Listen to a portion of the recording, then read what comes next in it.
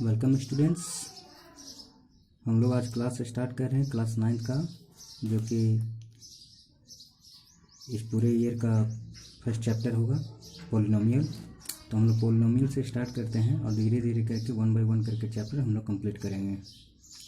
तो इसमें पहला चीज़, जितने भी टॉपिक हम लोग डिस्कस करेंगे, ये पहला चीज़ आएगा variable, coefficient, types of polynomial, zero polynomial, degree of polynomial, zeros of a polynomial, remainder theorem, after that factorization of polynomial और अलजेब्रिक आइडेंटिटीज। इतने सारे टॉपिक को मिला करके ये पॉलिनोमियल खत्म होगा। और साथ ही साथ हम लोग एक्सरसाइज, पहले कॉन्सेप्ट डिस्कस करेंगे, उसके बाद एक्सरसाइज स्टार्ट होगा। तो हम लोग पहले डिस्कस करते हैं कि वेरिएबल है क्या। वेरिएबल जैसे कि हम लोग 5x अगर देखते हैं कहीं पे भी, तो ये इसमें x वेरिएबल हो जाएगा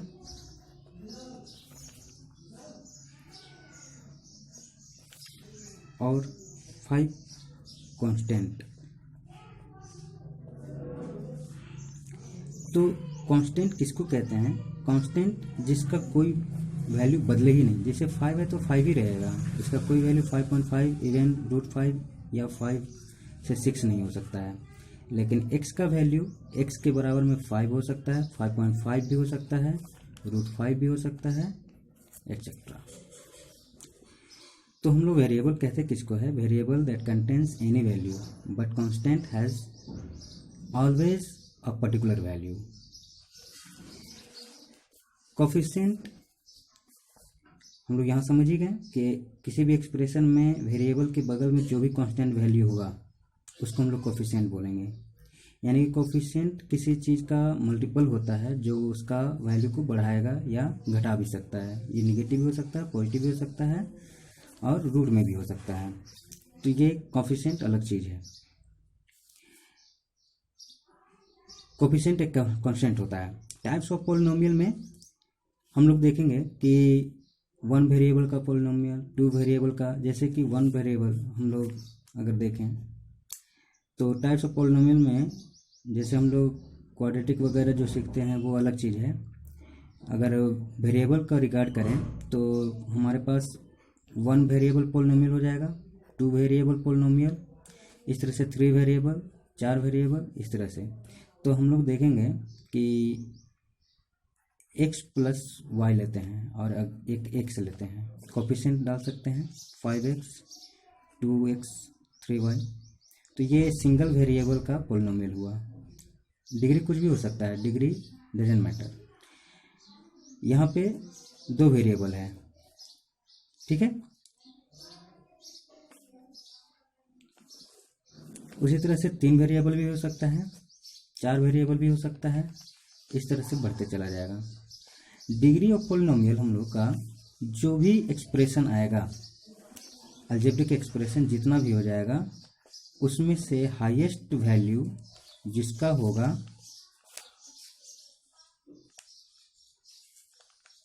हाईएस्ट वैल्यू जो पावर में है उसी को हम लोग डिग्री कहेंगे। लेकिन यहाँ पे देखना है कि डिग्री ऑफ पॉलिनोमियल पहले तो वो चेक करेंगे पॉलिनोमियल है कि नहीं। और पॉलिनोमियल है तो पॉलिनोमियल में किस टर्म्स का सबसे ज़्यादा पावर है, तभी उसको कहेंगे डिग्री ऑफ पॉलिनोमियल। और जीरोज ऑफ अ पॉलिनोमियल हम लोग किसी भी अलजेब्रिक एक्सप्रेशन का जब जीरो से इक्वेट करके किसी भी पर्टिकुलर x का वैल्यू, यहाँ पे तो 3 वेरिएबल है तो यहाँ पे पॉसिबल ये जितने वेरिएबल रहेंगे उतने आंसर आएंगे। लेकिन हम लोग सिंगल वेरिएबल को अगर कंसीडर करें, जैसे कि 5x² plus 2x plus 3 equal to 0, तो इस तरह से x का वैल्यू यहाँ पे जो भी निकलेगा, जिस वैल्यू के लिए पूरा का पूरा टर्म अगर 0 आ रहा है तो उसको कहेंगे जीरोज ऑफ द पॉलिनोमियल। और एक टर्म आ रहा था बीच में जो छूट गया है, जीरो पॉलिनोमियल का मतलब होता है कि जीरो, इसका मतलब ये खुद में एक पॉलिनोमियल है। इसका x भी हो सकता है, y भी हो सकता है, p भी हो सकता है, a भी हो सकता है, b भी हो सकता है, कुछ भी वैल्यू हो सकता है वेरिएबल में, जिसका डिग्री भी बहुत कुछ हो सकता है। डिग्री 0 भी हो सकता है, डिग्री 100 भी हो सकता है, कुछ भी हो सकता है, लेकिन मेन 0 है। तो 0 अपने में 0 पॉलिनोमियल है। और zeros of the polynomial, it means we consider the expression having a zero at a particular value of domain. ठीक है, मतलब डोमेन हम लोग कहते हैं किसको है, एक्स का वैल्यू को। सिंगल वेरिएबल का अगर बात करें तो, अगर डबल वेरिएबल है तो एक्स और वाई दोनों वैल्यू पे हम लोग चेक करके देखेंगे कि किस किस वैल्यू पे वो जीरो हो रहा है। टोटल वैल्यू, किसी एक का नहीं, total value zero of the polynomial उसको कहेंगे। रिमाइंडर थ्योरम, रिमाइंडर थ्योरम का हम लोग यूज वहाँ पे देखते हैं, जैसे कि अगर एक क्वेश्चन है, मान के चलिए 5x² 10x plus 3 equal to 0, ठीक है, या हम लोग कुछ नहीं लेते हैं, ठीक है, 0 नहीं लेते हैं अभी।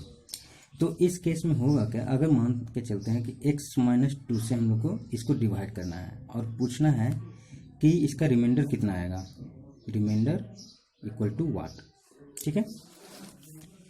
तो रिमाइंडर इक्वल टू व्हाट, इस केस में हम लोग x-2 ये डिवाइजर है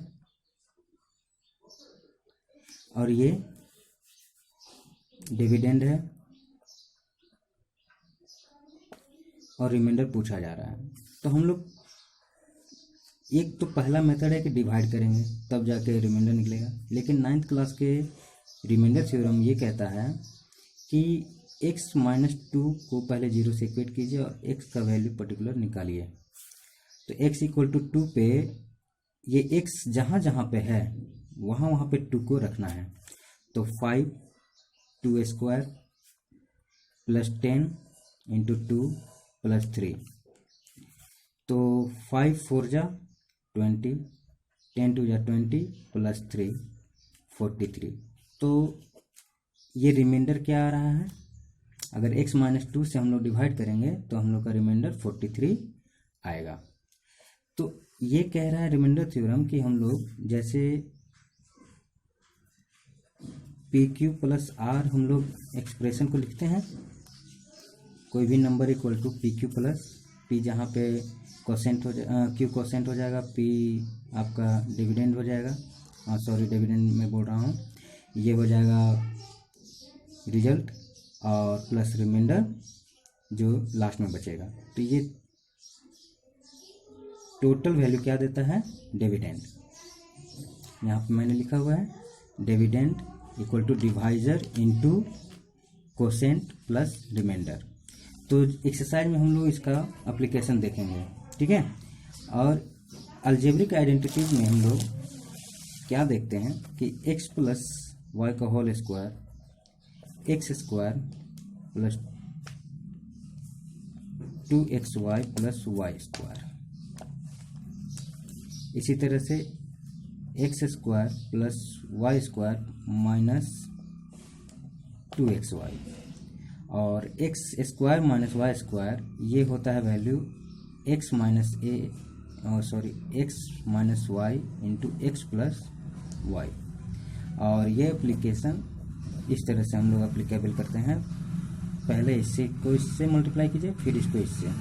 तो क्या आ रहा है, x² प्लस, अगर देखा जाए तो ax plus bx plus a और b का मल्टीप्लिकेशन आएगा। तो इसको हम लोग फिर से लिख सकते हैं x², x अगर कॉमन ले तो a plus b into x plus a b, ये वैल्यू आपका आ जाएगा। तो इस तरह से हम लोग का ये कॉन्सेप्ट टोटल ख़त्म होता है। अब हम लोग एक्सरसाइज 1 बाय 1 करके हम लोग और समझेंगे। तो फिलहाल के लिए इतना ही, मिलते हैं नेक्स्ट क्लास में।